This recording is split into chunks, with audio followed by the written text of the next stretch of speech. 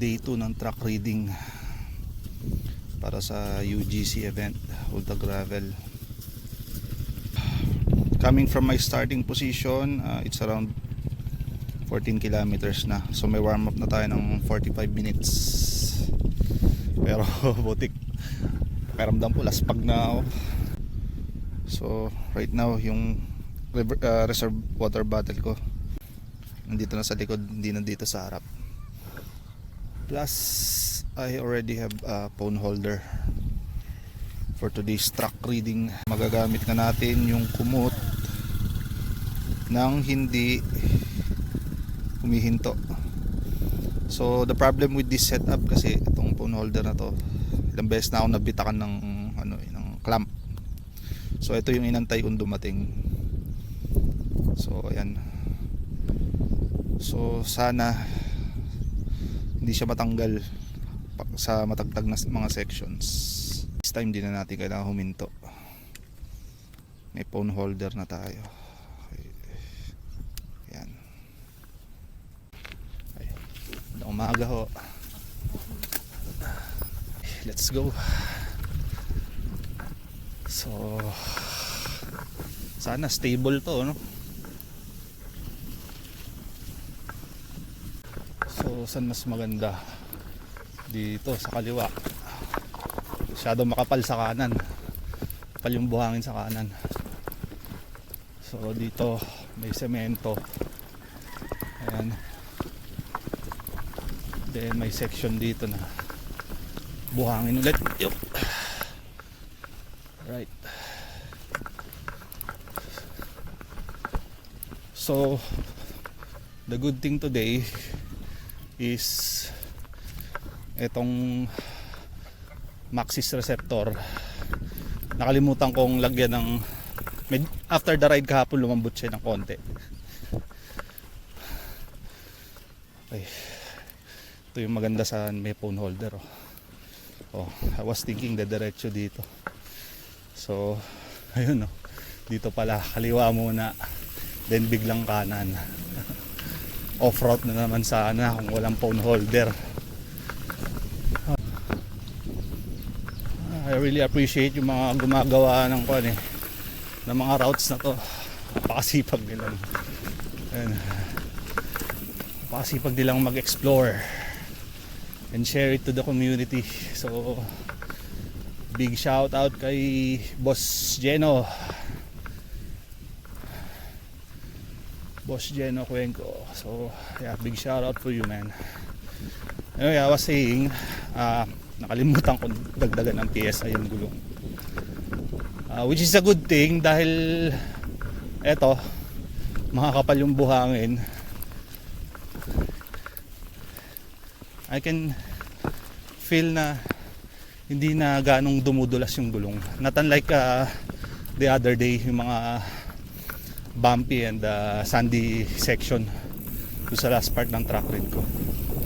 So straight ahead dito, ito yung off-grid section. So yan. So I have better grips.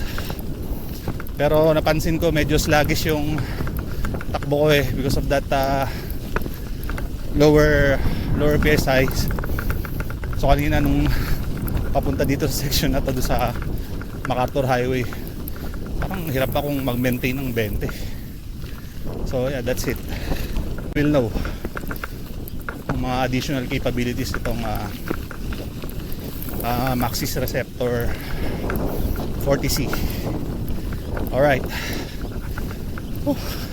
Takbong 15 lang, hindi ako makapag-20. Okay, na natin. Pa-fork. Nakalakang fork natin. Hindi, kailangan buksan mo, matagtag Okay. Ang hirap magsalita tapos umaano ko tumirimate. Okay, let's do this.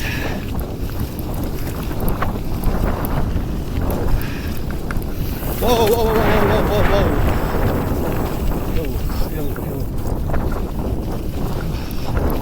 Okay naman, mukhang stable.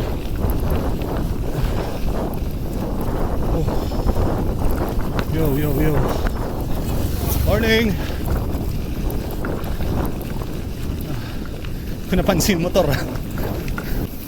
medyo may konting headwind. 17. Alright. Okay, straight ahead. Uy! Kaya nga pala tinawag na Ultra Gravel Challenge. Grabe talaga. Nakakapagod yung tagtag eh. Kahit naka-fork suspension na, ang hirap mag-maintain ng speed dahil sa mga bumps. Okay, so according to Kumut, may intersection dito. You need to head left. Parang papuntang Tibag ata ito. Looks familiar. So merong solar farm dito sa kanan ko. So okay, diretso daw, straight ahead here. Right. Yeah, parang sa Tibag ata to, no? Sobrang lambot ata ng gulong ko. Ang hirap po. Pag masyado matigas naman, delikado rin, lalo pag may mga section na loose gravel or loose gravel or sand. So which is itong si Maxxis Receptor, mas magiging maganda yung performance niya sa ganong kung malambot yung PSI ng gulong. So ayan kakanan tayo, tapos may bike lane pa. Okay sana dito sa bike lane, kaso putol pa dun sa dulo eh. Right. Ang bigat ang padjak ko ngayon. So ayun, mabagal tayo ngayon because of the lower PSI. Pero yun nga, maganda naman yung grips. Mas maganda yung grips niya over loose terrain. Pero pag ganitong patag 16 lang yung takbo ko. Ang gusto ko mag-20, lipat muna ako dito. Ang gusto ko mag-20, have to really exert myself. Tapos may headwind pa.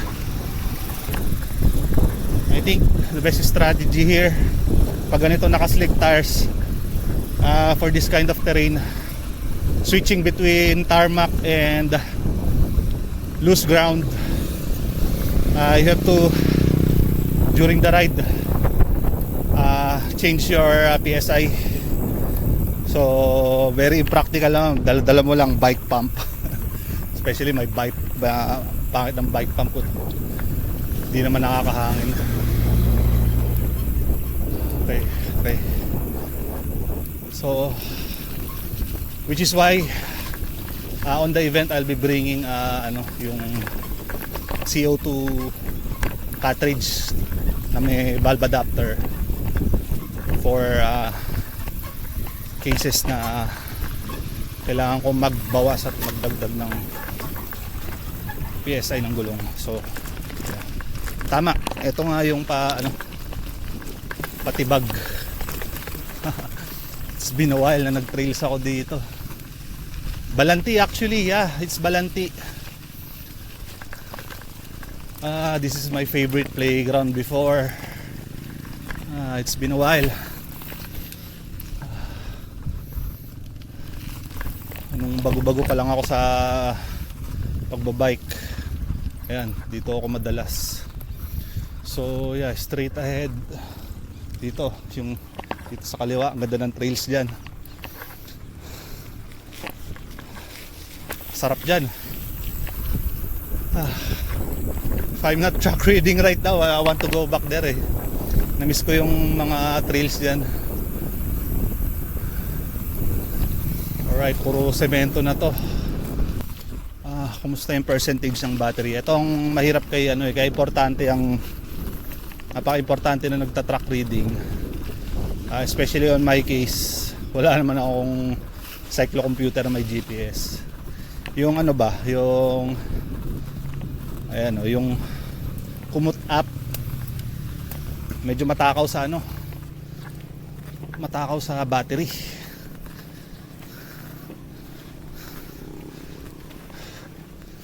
Yan, ahon pala dito, di ko napansin, no? Salita ako ng salita eh.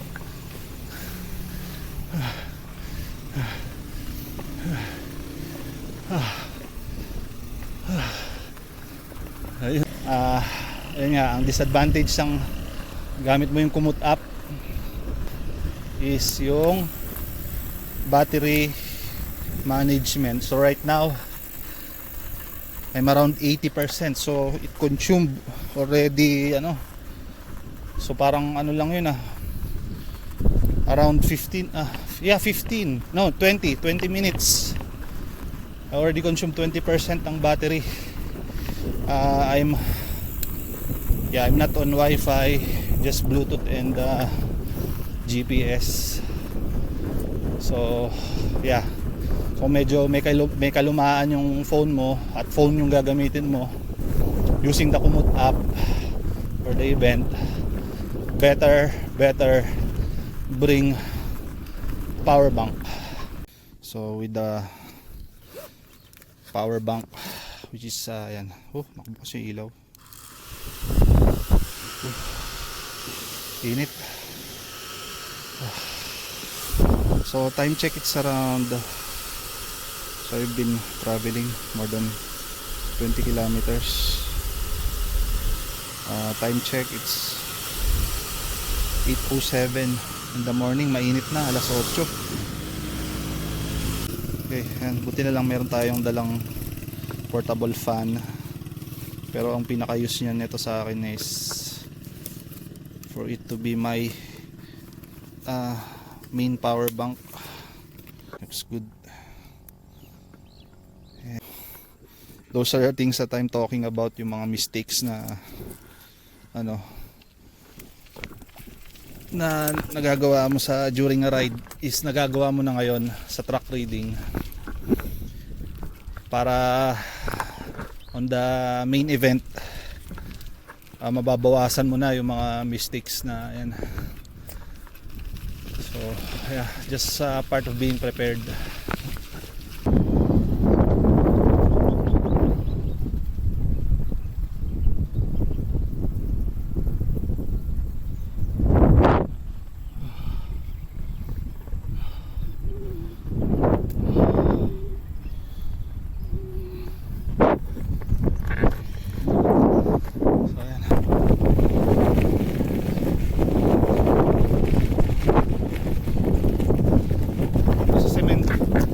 Sa semento dinaan ni Komoot dito sa kabila.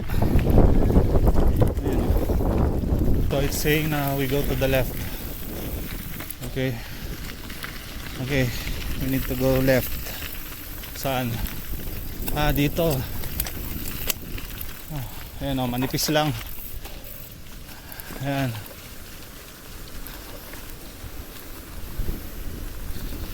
Manipis lang. Okay, then what? Go straight.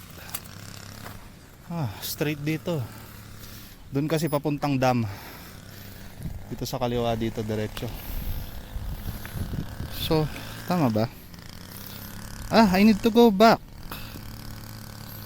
Ako yung mali. Dapat pala lumiko doon, oh. Yun. Kita mo na off-route ako.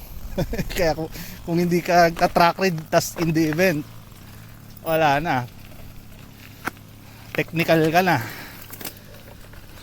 foul na.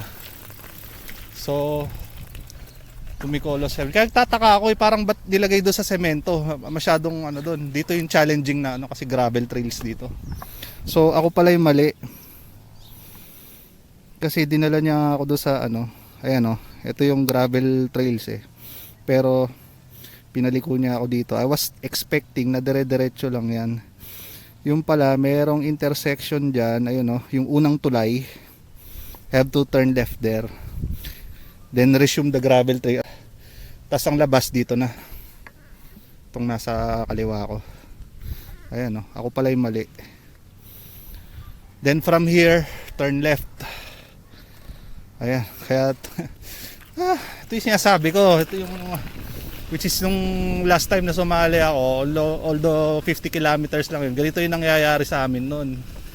So grupo kami, we are a 4-man group.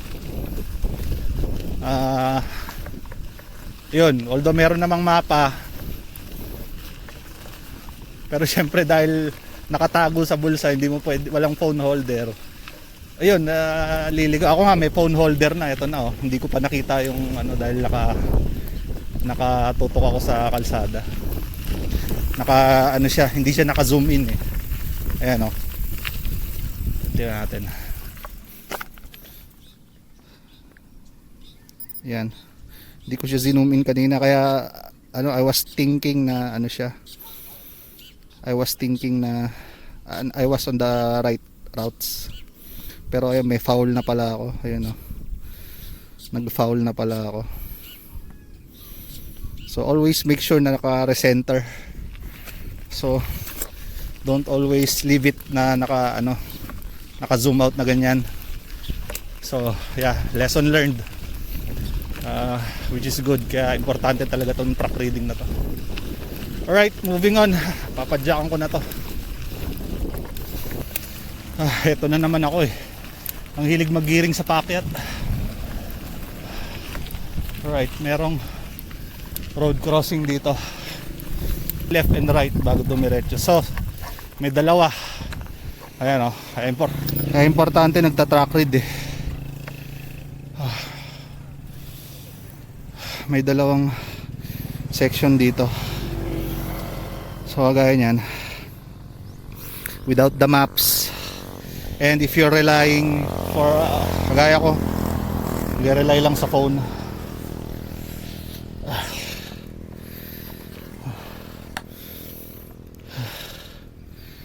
Ayan, it is very common na you will make a mistake na pupunta ka sa ibang routes.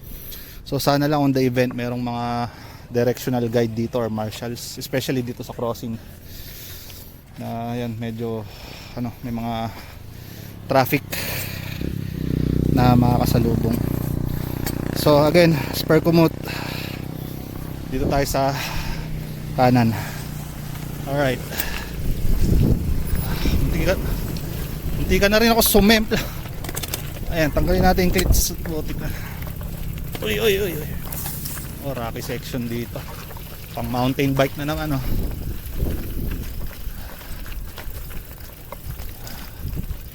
Oh, right. Nice.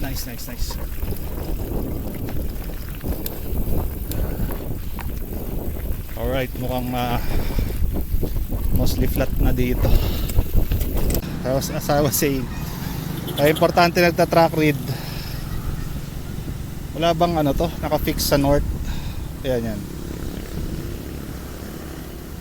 Yeah. Familiarity sa paggamit ng app na Komoot. Hindi ko kasi masyadong ginagamit ang Komoot eh.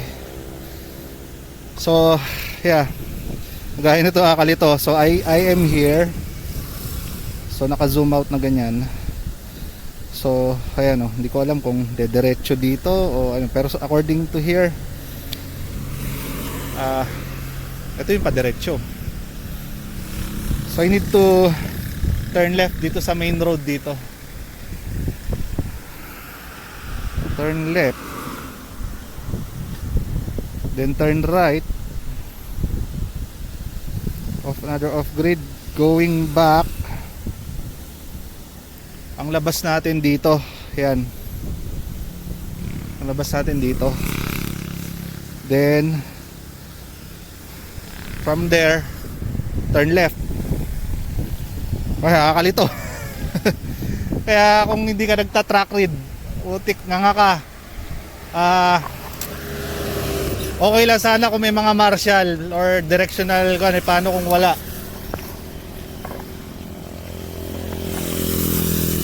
Saan na ba tayo? Papunta na ata ng to. papunta na ata ng ano to. Then here, I think road to papuntang Kamiling eh, something like that. Yeah, it's been a while. Woo, headwind man.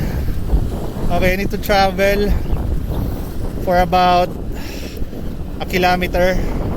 Then I need to turn right.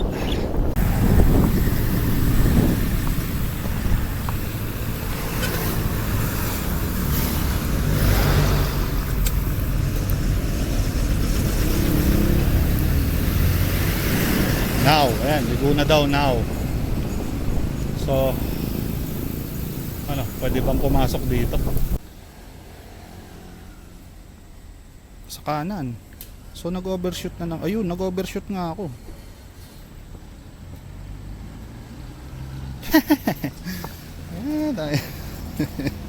May ako dito.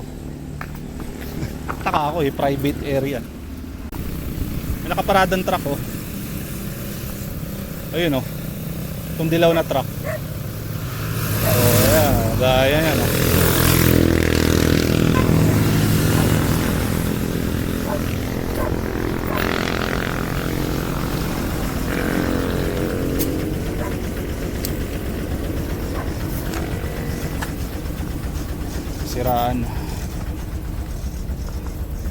Siraan sila.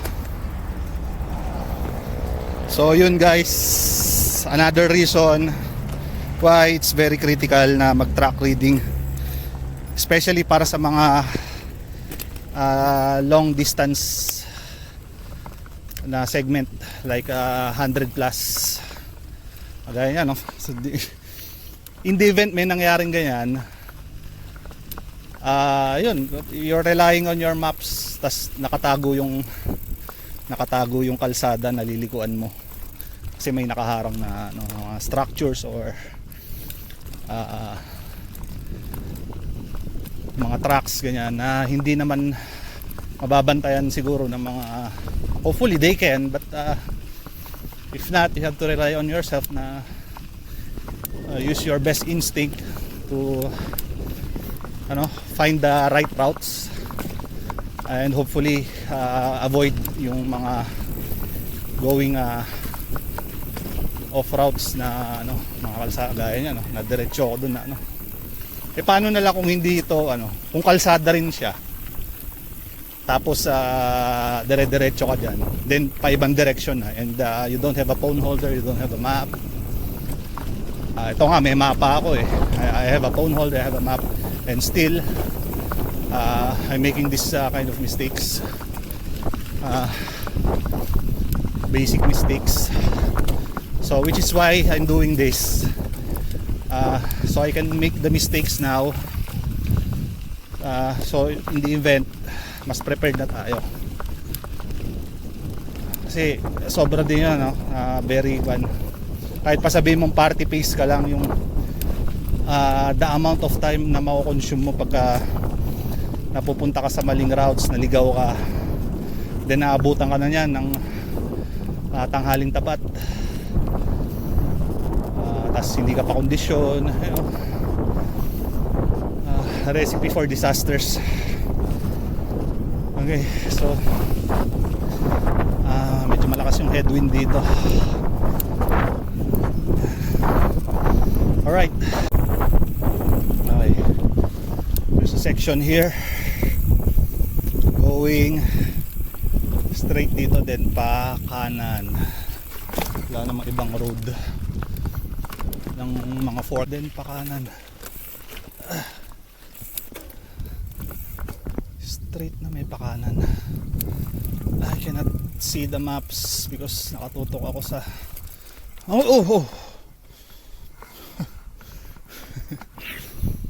ayun, pakanan doon sa pababa.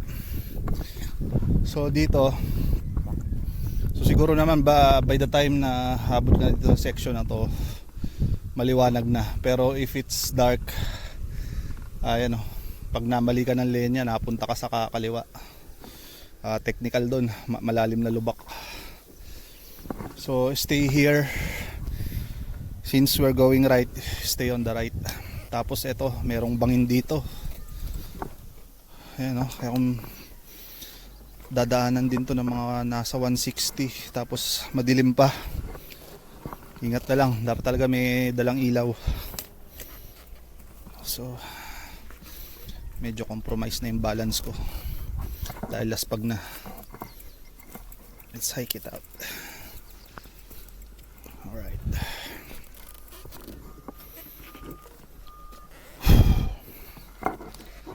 Right, downhill. Medyo ano. Alright. Oh. Tarik din siya, ano. Ayan. May mga malilit na section na ano talaga eh, pang best for mountain bikes.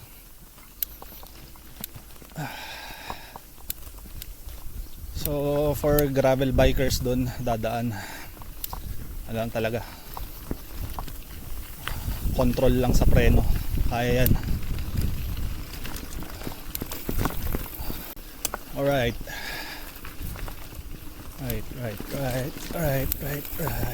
Center. Cha-charge pa ba yung phone ko?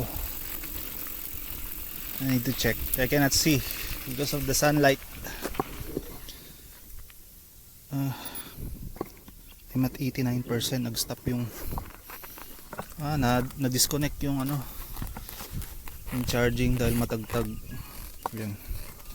Okay, we're back in business. Okay, according to here, straight ahead, then parang may another water crossing na naman dito, then going back dun sa intersection kanina. Yan, ayaw na pumasok ng bala. Yan, okay, let's go.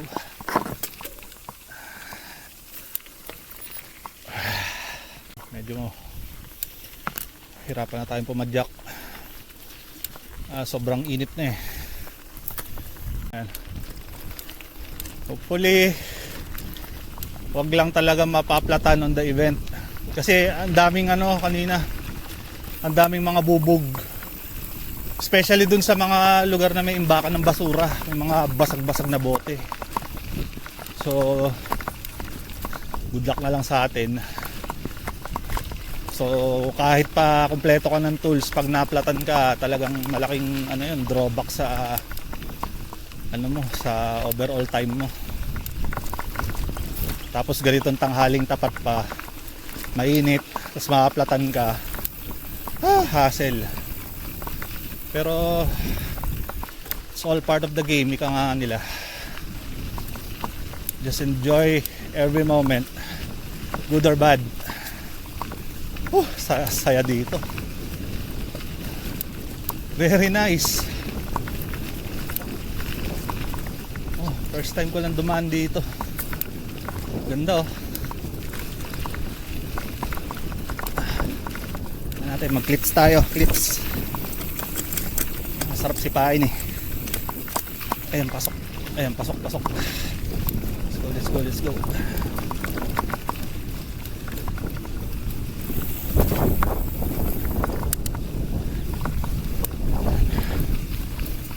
Yung hangin nasa side, wala sa harap, kaya masarap padyakan.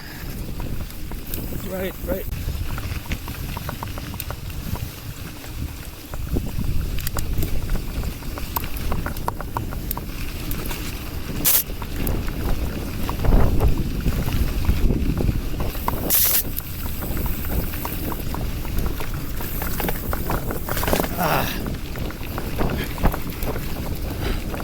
Oh shit.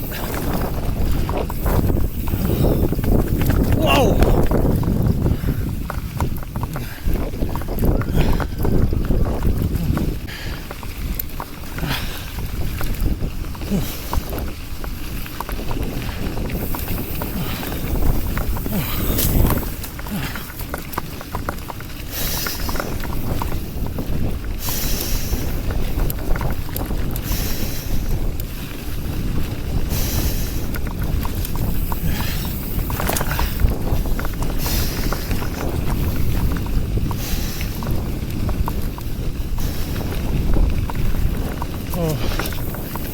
What a beauty.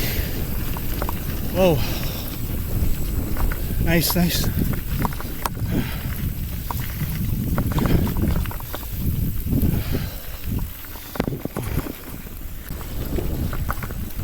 Anong park to? Parang ano dito, resort. May mga fish ponds, some boats.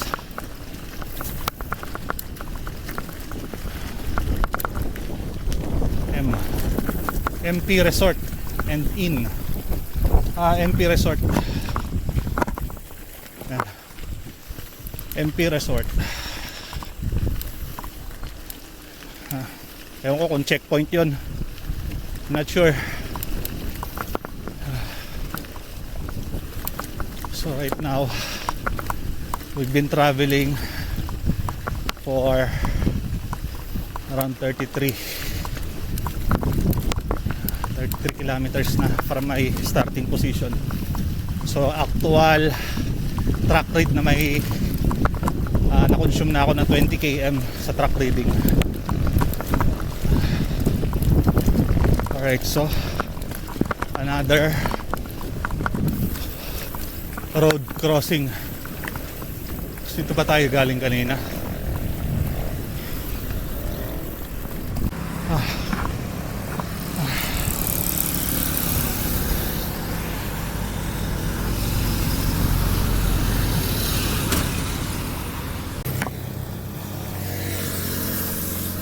Okay, dito tayo sa entrance papuntang MP Resort. Right now, as per Kumut,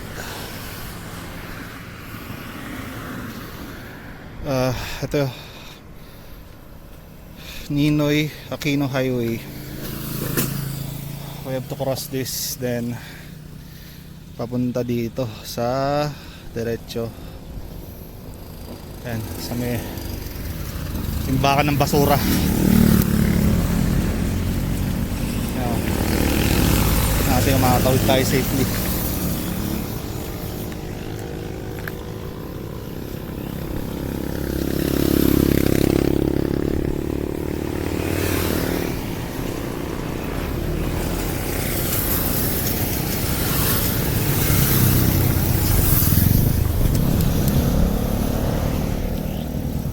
Alright. Timbakan ng ano. Oh, bubog, ang dami. Ang daming bubog doon. Talaga good luck na lang sa atin. Oh, timbakan ng mga nyug. And how's the smell? Alright. It smells intoxicating. Yeah. Parang ano, amoy tuba.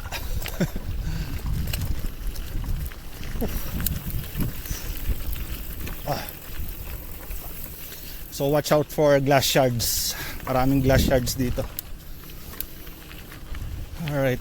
So mukhang tama naman yung tracking natin so far. Oh yan, gaya yan, oh. Fuck me. Glass shards.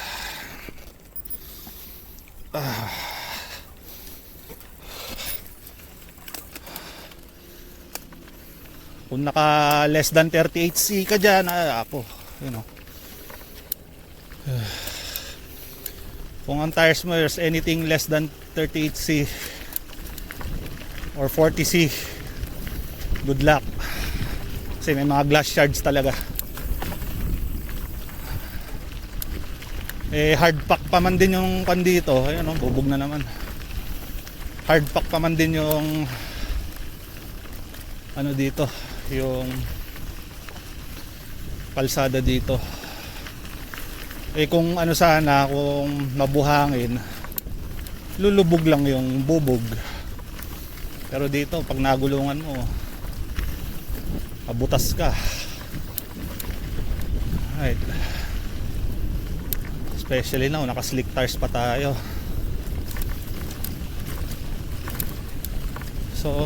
So far okay pa naman yung inflation ng tires ko, okay pa yung PSI.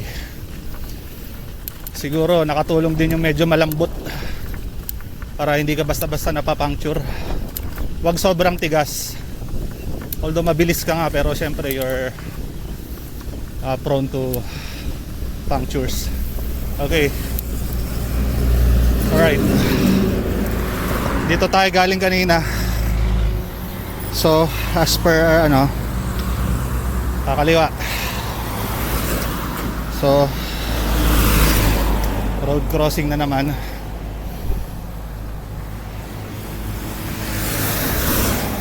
Kaliwa. Ito.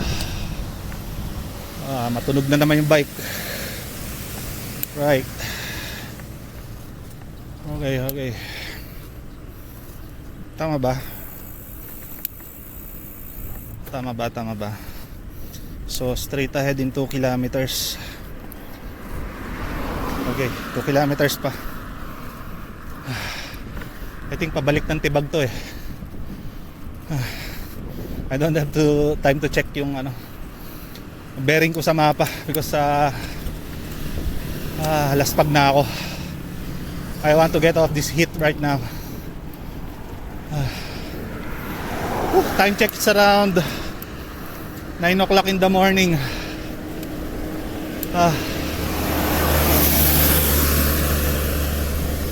Actually parang mas prefer ko ata parang mas prefer ko yung maulan. At least hindi ka masyadong laspag. Maputikan ka man, maputikan man yung bike mo, at least hindi ka ganun laspag. Yung init talaga dito sa Tarlac sobra.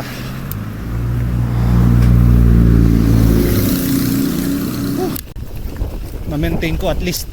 Bubog. Bubog. Glass shards. So on that section. Pero syempre pag naplatan ka, it's all part of the game, man. It is what it is. Alam mo, nagulungan kaya akong bubog. Ito yung isa mahirap sa sa mga naka semi-slick tires ako. Sabi nila prone daw sa puncture. So buti na lang naka-tubeless tayo. Alright, saan na tayo? Grabe yung basura dito. Ay man. Another road crossing. Ito, medyo malapad siya, 4 lanes. So diretso daw dito. Okay, look ahead. Ayan. Okay. May greenhouse dito. Ano kayang facility to? Taiwan Technical Mission in the Philippines. Ayan natin.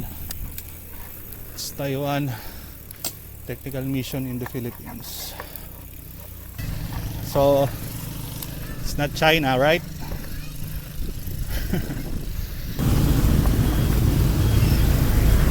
So tama nga, Tibag nga.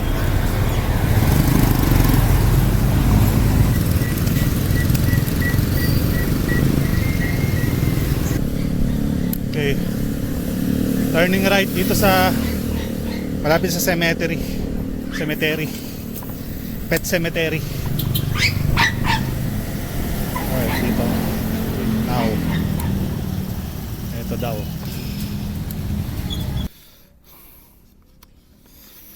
Tigan na naman ako lumampas. So parang basa ko kanina Barangay Quirino. So kakaliwa daw dito. So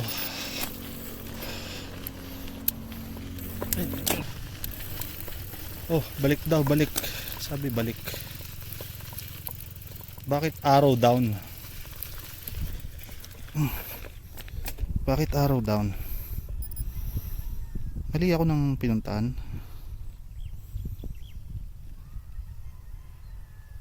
Okay.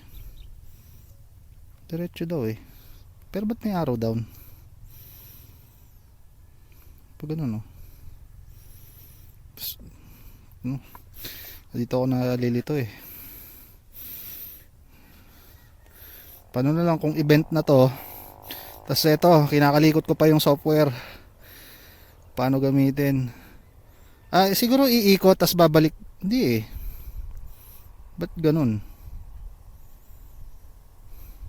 Kasi ano daw, anong nangyari? 88, 88, 89, 90, 91, 92, 93, 94. Pinayu U-turn niya ako kasi lumampas ako. O, kita mo. Yung mga ganong senaryo eh. 87, 87. Si 88 ang wala.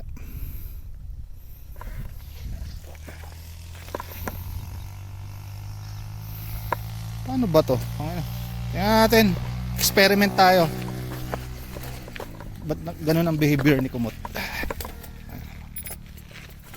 Hindi ko, para lang kuwan tayo. Let's level with this application.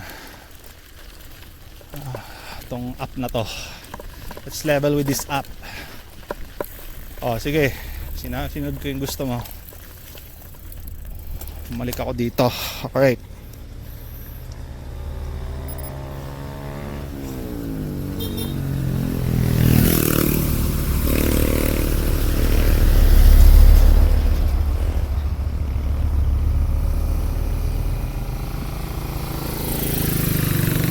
Wala na may ibang pupuntahan eh. Saan ako pupunta dyan?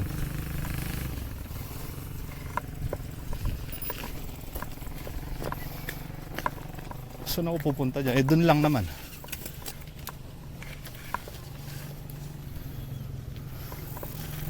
Tama, dito rin, ganun din eh.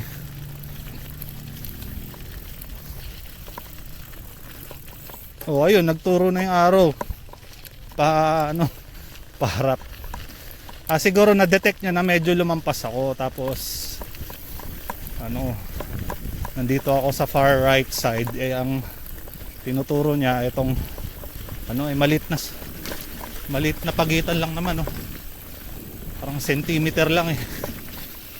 Medyo sensitive si si Kumot. Yun. So ganun lang pala. So critical dito, sundan mo yung numbers ng mga checkpoint, ng mga waypoints. So nasa 87 kanina, walang 88. Doon yung 88. Kaya niya ako pinalili ko kasi hindi ko natamaan yung 88.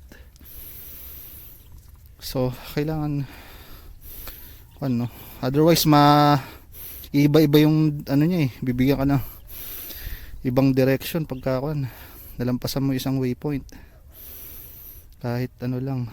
So 90 na tayo. 90. Tirik na tirik yung araw. Yan, kahit flat lang dito, ang hirap pumadyak. Laspag na ako.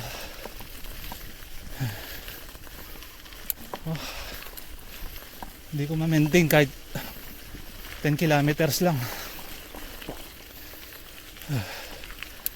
Sobrang bagal less than 10 lang. Para ako umaahon pero patag lang siya eh. Sa semento. Parang off routes daw ako. Dapat doon ako sa kanan. Ayan dapat doon daw ako sa semento. Dito. Dito yung gravel. Kasi counterflow na ako. Counterflow na pala ako. Ayan. Kaya stay on the right doon. Section na yun. Gaya lumampas na naman ako. Hindi ko na naman natamaan si 90.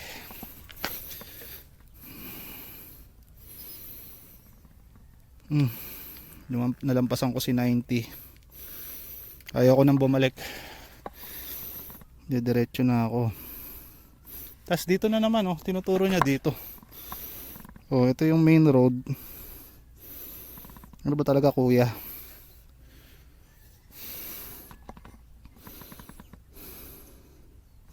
Doon tayo sa taas. Ang gulo. Sabi niya kanina doon sa kanan, nasa kaliwa ako. Ngayon kumanan ako, gusto niya dito na ako sa kaliwa. So counterflow na naman tayo.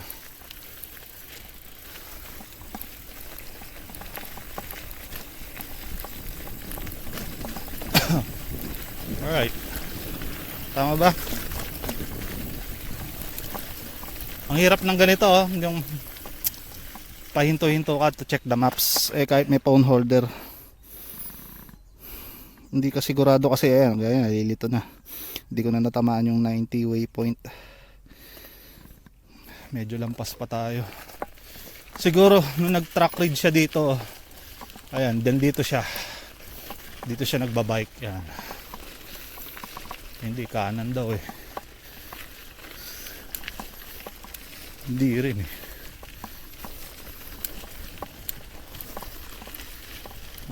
Siguro yung ginamit na GPS computer no nag-track read, nung gumawa ng routes, syempre pag nilagay sa kumot parang nagkakaroon ng discrepancy, mga less than a meter or less than 10 meters discrepancy. So use your better judgment na lang pag mga ganyan senaryo. So kaya one of the reasons why I do this track reading in preparation for the main event, mga ganyang software issues na for a newbie like me sa kumot nami-misinterpret. So gaya niya, nasa kalsada ako, sabi dito sa punta ako ng kalsada, ino-overshoot niya ako. So it's either si kumot or maybe yung nagkakaroon ng miscommunication between my phone and the GPS and the app. Hindi sila synchronized dun sa sa routing. Papunta na pala ng to, military base, sa backdoor ng military base.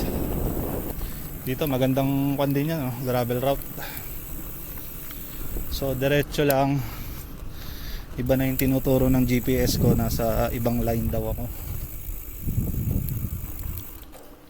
So di ko lang alam. U-turn daw ako. U-turn daw. 610 meters. Bakit?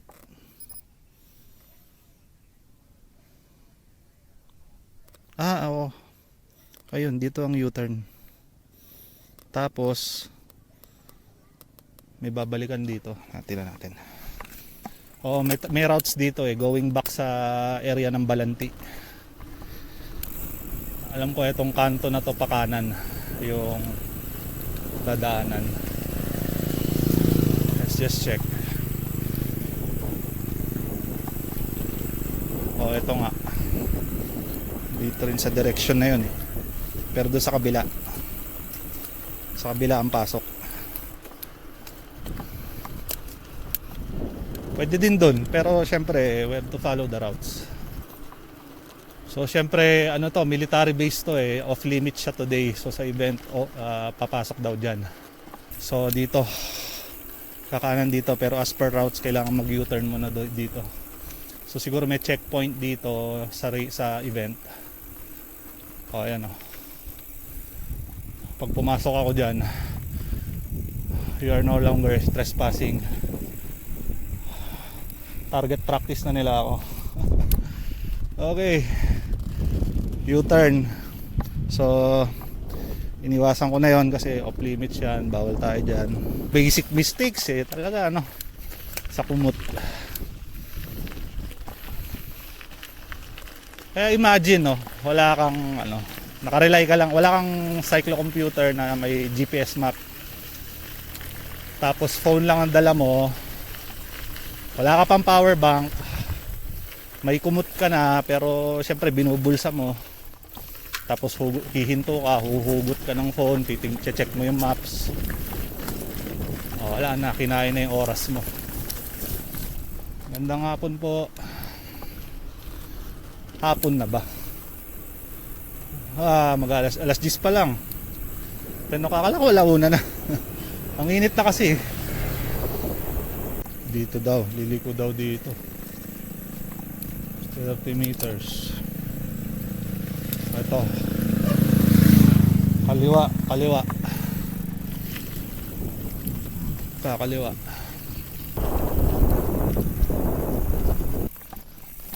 Sige.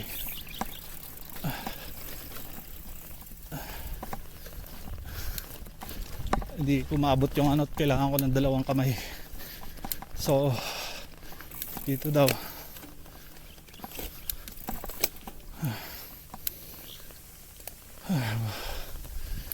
Okay, good spot to rest.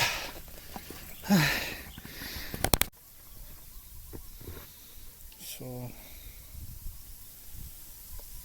I traveled nung nag-start ako mag-track read, 23 kilometers left. So halos patapos na. Pero parang para sa akin mahaba pa dahil ang bagal ng takbo ko. Maswerte na ako na maintain ko yung 15 kilometers per hour. Ayun, pahinga muna ako. Medyo mahaba-haba yung pahinga ko kanina. Buti na may dala akong mga konting snacks. Water reserves ko ano na, yung buong halos 3 liters worth of water paubos na ngayon for that short 28 kilometers ride. So kung kasama na yung ride ko papunta dun sa ano, start ng track read, I'm already right now at 42 almost 43 kilometers. Saddle time of 2 hours and a half. So ayan. May mga section pa dito na may punong kahoy. So do I have the time and energy to remove this? Mukhang wala. So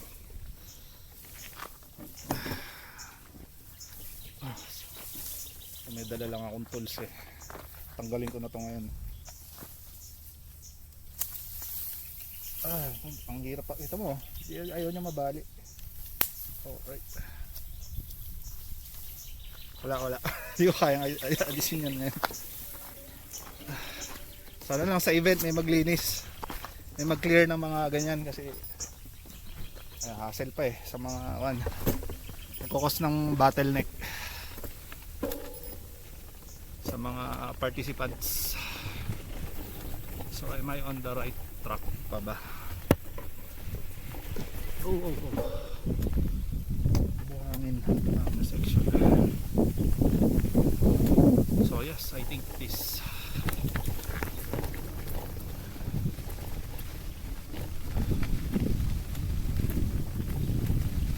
mga tao dito.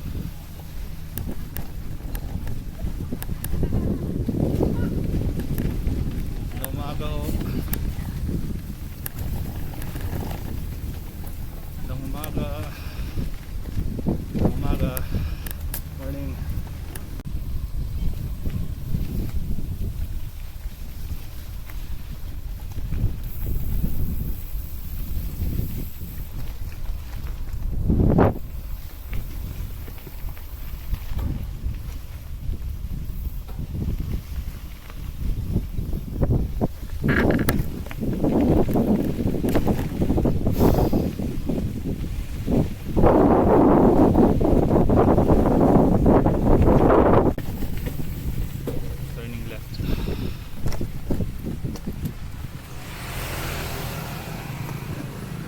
Please check the road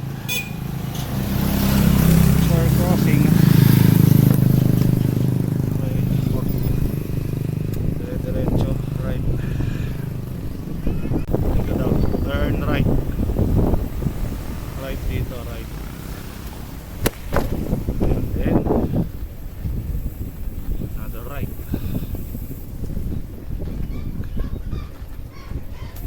Another right. So tayo sa mga residential zone. Right. May gate eh. Ano to? Subdivision or what? Then pag wala ka talagang guide, maliligaw ka. May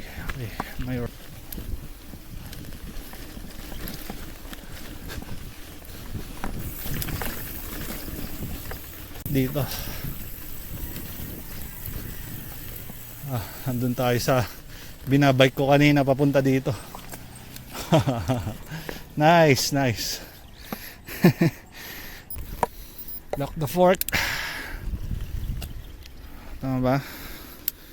Should I go left? Okay, go left.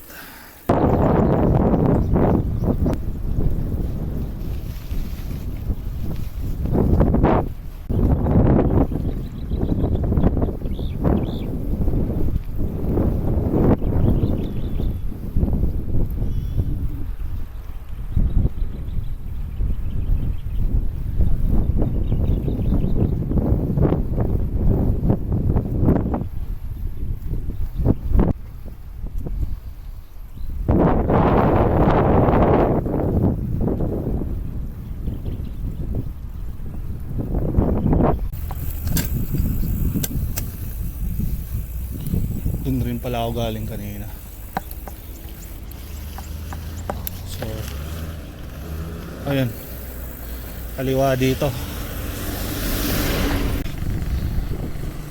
60 meters. Ito, liliko na dito. Kaliwa daw. Dito ba?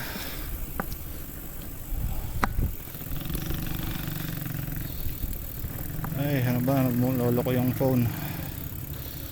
Naka-lock mode pala. Right.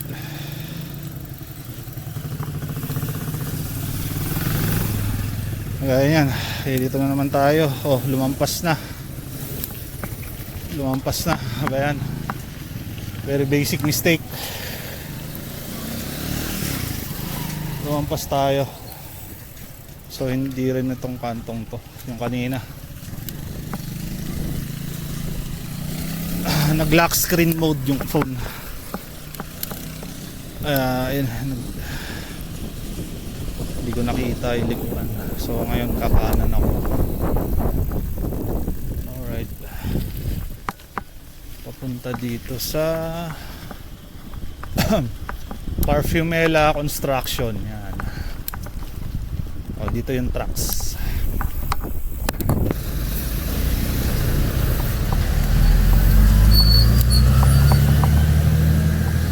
Napasarap yung takbo ko sa semento. Lumampas. Lumampas ako. Kita mo na. O, kung dire-diretso ko yan, ng layo. Ay, meron daw dito. Ano, ang hirap kasi lalo pag ganitong ano na, mataas na yung araw. Di na makita yung ano. Mataas yung reflection ng hindi mo makita yung maps. So dapat may kakaliwa, kakanan doon. So from here kakaliwa ako dahil nag-overshoot ako. So saan dito? Waypoint ano to eh. This is waypoint. Hindi ko mabasa. Okay. Medyo malayo pala ano. Na-overshoot ko. Ayun, doon. Ayun, dito. Estancia de Lorenzo. Estancia de Lorenzo. Ito. Hindi naman ata pwede pumasok dito. Oh, may guard. Bawal. Bawal pumasok. So after that, saan ang ano? May mga segment na hirap basahin, no? Ayan, waypoint 99 na pala ako. Estancia de Lorenzo property na to eh.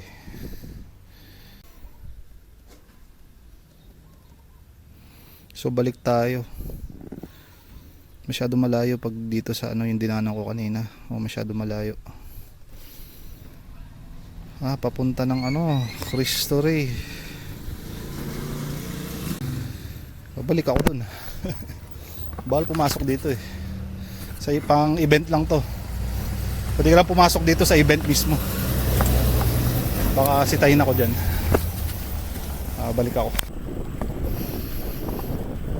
Yan. Layo na inikutan ko. Bali I have to reroute kasi dahil ano eh, I cannot enter the Estancia de Lorenzo something. It's another checkpoint sa event. So ano yun, it's a private private area. Reroute here. Same pa rin naman ang direction going south.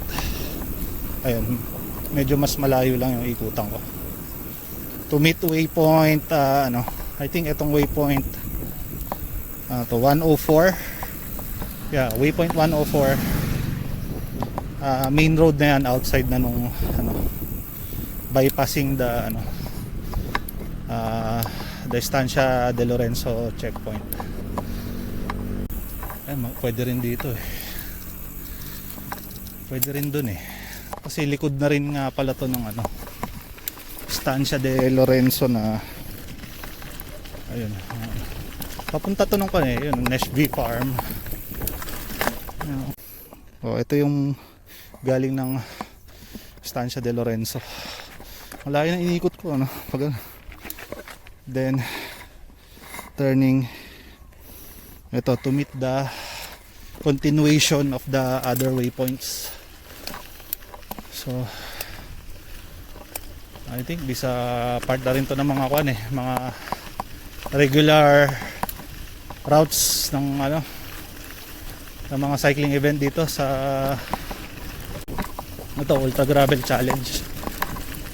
Ayan, itong routes na to. Pabalik na kasi ng it's a solid gravel route going back to New Clark City. So ganda rin dito. Laspag na ako. Di na ako maka-maintain ng 20. Ito na yung limit ko, hanggang 18 lang. Unless merong backwind. Kagaya ngayon, may backwind, walang headwind, katulong sa padyak. Also cooling me down at the same time. Right, so ayan, continuation ng waypoints. Kakanan dito, sharp right. Ayun, meron pa instruction. Yung lumang signage ng Ultra Gravel, turn right. Then yun, galing dun Nashville Farm, kaliwa at the end of the road. Then ito, straight all the way towards New Clark City. Turning right dito, all on right.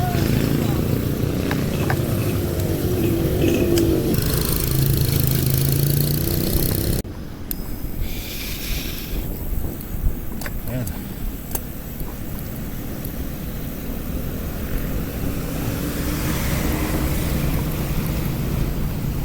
Dito na yung Tapas National Shrine pala ang tawag. Kalimutan ko. Tapas National Shrine.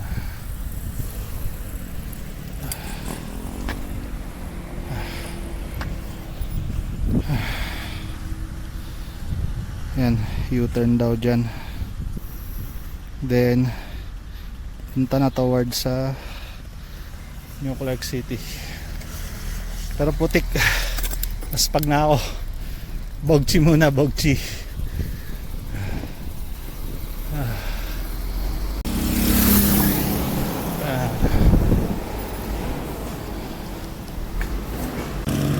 Compared sa naunang track reading ko the other day, actually mas tanghali pa yung start ko nun eh.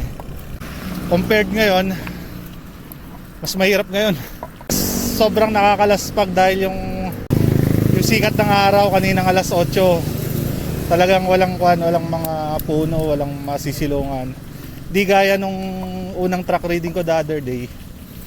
Kahit medyo mas tanghali na yung start ko. And halos hapon na rin ako nakauwi.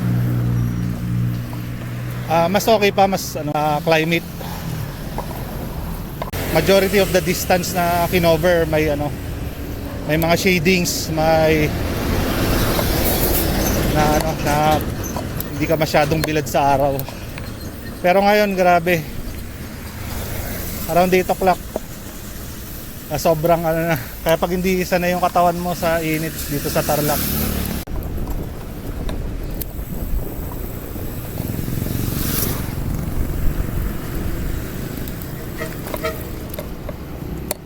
New Clark City. Okay, tayo sa entrance ng clear naman, clear.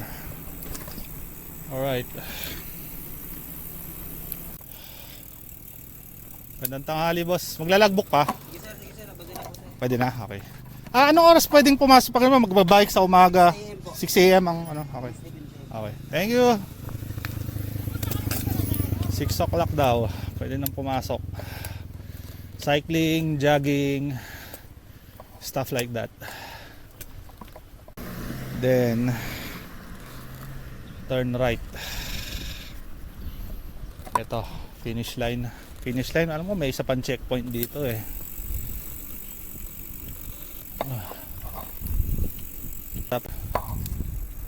Ultra Gravel Challenge. Yan, ganun. Bago ka umahon, change gear ka na. Tayo sa waypoint B, finish line.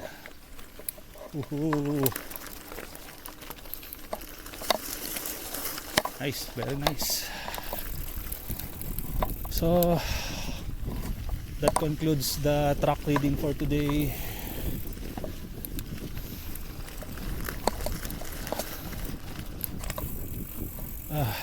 That was fun. Grabe, I need to really prepare. Kulang pa tayo sa preparation. Marami pang section na hindi pa na track read because of the off limits. I think right now ito, nasa tayo, nasa around total of 66.51 kilometers. Pero ang actual dito mga around 50 lang eh. Kasi yung from my starting point. So mga 50 kilometers from Armenia going here to the finish line. So next, done, finish. Alright.